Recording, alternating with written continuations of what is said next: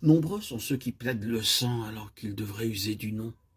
Contre l'ennemi, c'est le nom qui est la grande ressource du croyant, principalement dans les questions de service.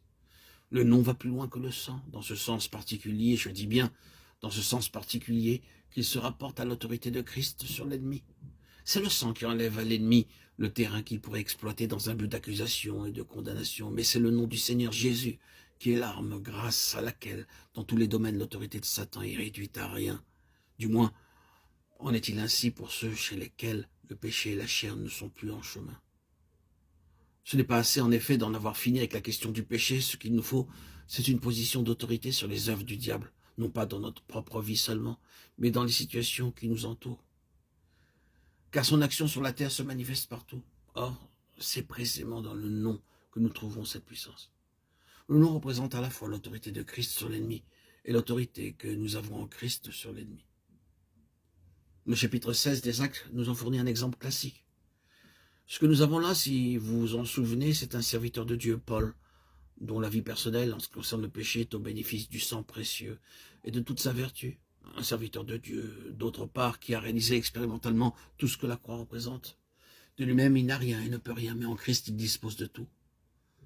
Position solide, s'il en fut, pour une circonstance comme celle-là. L'homme naturel, dûment crucifié, l'homme spirituellement, solidement établi par la foi, sur ce terrain acquis par le sang, où il n'y a plus de condamnation. C'est dans cette situation-là que Paul trouve l'ennemi activement à l'œuvre au dehors. Il regarde au Seigneur, il prend patience, il attend son heure pour intervenir dans cette affaire, se gardant bien d'y tremper de lui-même en aucune façon.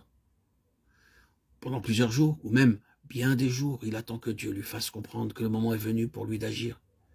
Et alors, au nom de Jésus-Christ, il ordonne à cette activité satanique de cesser.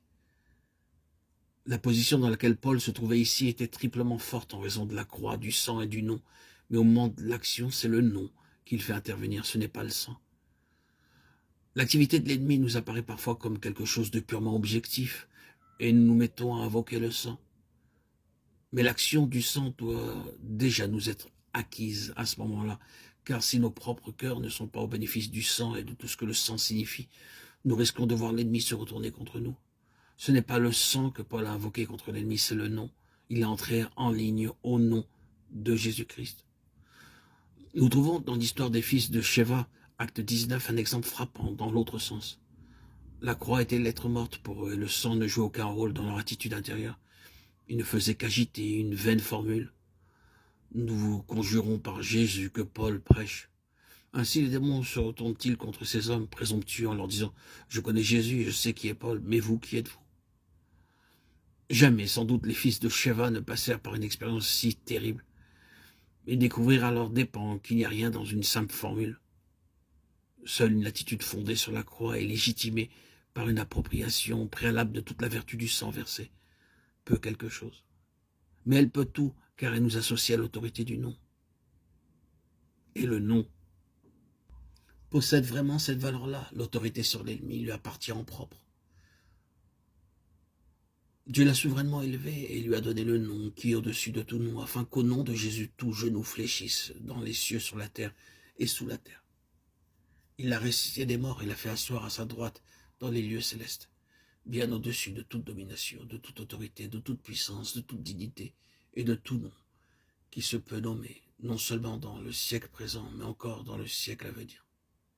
C'est l'élévation suprême du Seigneur Jésus qui est représentée par le nom. Ainsi, le sang établit une séparation de fait entre nous et le péché. La croix nous sépare de notre personnalité, de notre vie propre. Et le nom nous associe à un Seigneur souverainement élevé, en nous rendant participants de l'autorité de son trône. Sans en dire davantage, nous avons bon espoir que maintenant quelques-unes de nos difficultés vont se trouver résolues, ou en tout cas que nous verrons un peu plus clairement la valeur particulière qui s'attache à ces choses et que nous les prendrons plus les unes pour les autres. Nous réaliserons alors que ce nom qui nous est si cher ne saurait être invoqué sans mettre en cause l'honneur et la gloire de notre Seigneur. Et nous comprenons que s'il doit, lui, être honoré et glorifié en nous, il est essentiel que la question du péché soit tranchée, que nous soyons nous-mêmes mis de côté et que Christ ait en nous la première place, la place d'honneur, toute la place en toute chose. Amen. Alléluia. Soyez bénis, frères et sœurs en Christ. Gloire à Dieu au plus haut des cieux et paix sur la terre aux hommes qu'il aime. À toi, Seigneur, tout honneur, toute gloire pour les siècles des siècles. Amen. Alléluia.